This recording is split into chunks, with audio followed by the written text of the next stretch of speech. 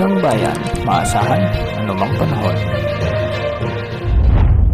Magandang araw po sa ating lahat. Ngayon ay araw ng Sabado, November 8, 2025 at narito lang pinakahuling update sa magiging lagay ng ating panahon. Patuloy na lumalakas ang bagyong Uwan habang patuloy ding kumikilos ng pakanluran, hilagang kanluran sa karagatan sa silangan ng Eastern Visayas. Huli itong namataan sa layong 985 kilometers silangan ng Eastern Visayas. Taglay na nito ngayon ang malakas na hangin na umaabot sa 130 kilometers per hour malapit sa gitna. Sana itong typhoon category na may pagbugsong umaabot sa 160 kilometers per hour. Kumikilos ito ngayon ng pakanluran, hilagang kanluran sa bilis na 25 kilometers per hour. Kung mapapansin natin, napakalawak ng kaulapan o sirkulasyon ng bagyong ito.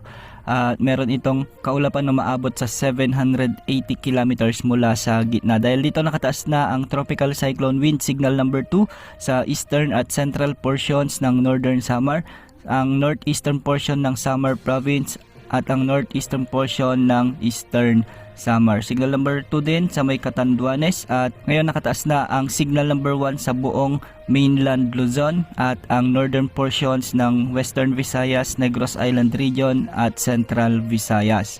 Ang mga lugar na ito ay pinag-iingat na natin sa magiging epekto ng bagyong ito lalo na sa mga susunod na oras. Base sa latest forecast track ng Pag-asa, kagabi nga ay nakapasok na ito sa ating area of responsibility at ngayon isa na itong typhoon category. Posibleng magkaroon ito ng rapid intensification ngayong araw at mamayang gabi posibleng maging super typhoon category na ito habang nalalapit naman ito sa bahagi sa silangan ng Bicol region. Kaya sa mga kababayan natin sa Bicol region at Eastern Visayas ngayon pa lamang ay maghanda na sa posibleng malawakang pag-ulan na dala ng bagyong ito at pagbugso ng hangin sa mga susunod na oras. Ang Ticao at Burias Islands sa may Romblon, Oriental Mindoro, Occidental Mindoro kabilang ang Lubang Islands, dito sa may Calamian Islands, nalalabing bahagi ng Northern Samar, rest of Samar, rest of Eastern Samar, sa may Biliran, Leyte, Southern Leyte,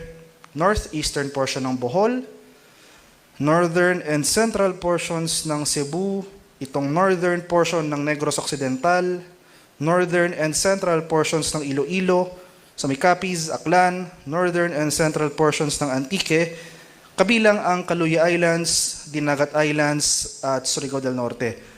Kaya sa mga nabanggit ko pong lugar, especially itong areas under wind signal number 2, within the next 24 hours, itong areas na may wind signal number 2, makakaranas sa tayo ng malalakas na bugso ng hangin na dulot ng papalapit na bagyo. Samantala ito namang areas under wind signal number 1, yung lead time natin ay 36 hours. So within the next 36 hours, makakaranas rin tayo ng mga malalakas na hangin na dulot ni Bagyong Uwan.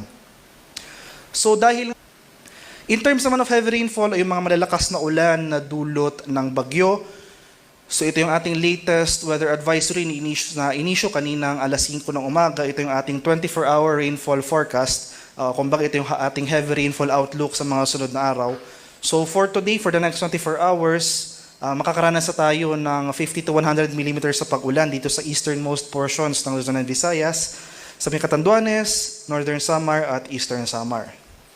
And starting tomorrow, so ito na yung time period na kung saan papalapit na yung sentro ni Bagyong Uwan, nearing landfall dito sa may area ng Southern Isabela or northern portion ng Aurora, ay makakaranas sa tayo ng malalakas sa pag-ulan sa eastern section ng Luzon.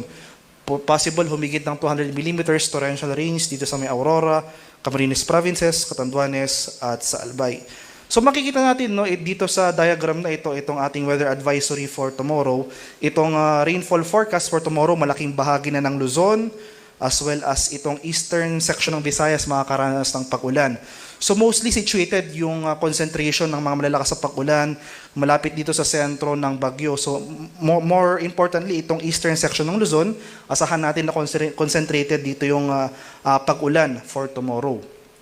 Pagsapit naman ng Monday, so by this time ay possible tumatawid na yung sentro ng bagyo over Luzon landmass. So by Monday possible nakalandfall na ito sa may Aurora or sa may Isabela. And by Monday, tumatawid na ito sa Luzon landmass. So makikita natin nung malaking bahagi ng Hilaga at Gitnang Luzon makakaranas ng significant na mga pag-ulan. Greater than 200 millimeters dito sa may Ilocos region, Cordillera, Cagayan Valley, at itong northern portions ng Central Luzon. And magpapatuloy pa rin yung mga pag-ulan for the rest of Luzon, pero mababawasan na yung mga pag-ulan dito sa may Eastern Visayas and portions of Bicol Region. Kaya sa mga susunod na araw, maging handa po tayo at alerto sa mga banta ng flooding at landslides dahil makikita natin dito na malalakas yung ating rainfall projections. Significant yung rainfall na ating mararanasan sa mga susunod na araw. Maging handa po tayo alerto sa mga banta ng flooding at landslides. Posible rin yung tsansa ng pag-apaw ng mga ilog at dalampasigan. And sa kalagayan naman ating karagatan, as of 5 a.m., ito yung ating latest gale warning issuance. So makikita natin malaking bahagi na ng eastern seaboards ng Visayas as well as itong northern and eastern seaboards ng Luzon. May nakataas na po tayong gale warning. So may gale warning na nakataas sa Catanduanes, Northern Samar, eastern coast ng Eastern Samar, dito sa Cagayan, Babuyan Islands, Isabela, Aurora, northern and eastern coasts ng Quezon, Camarines Norte, northern coast ng Camarines Sur, eastern coast ng Albay, at itong eastern coast ng Sorsogon. Kaya sa mga nabanggit ko pong lugar, suspended po muna yung sea travel over these areas dahil may gale warning nga tayo na nakataas in anticipation sa matataas na alon na dulot ng papalapit na bagyong Uwan. Sa nalalabing seaboards naman ng ating bansa, na walang gale warning ay katamtaman hanggang sa maalong karagatan ng ating inaasahan. Kaya iba yung pag-ingat pa rin sa ating mga kababayan na maglalayag over these areas.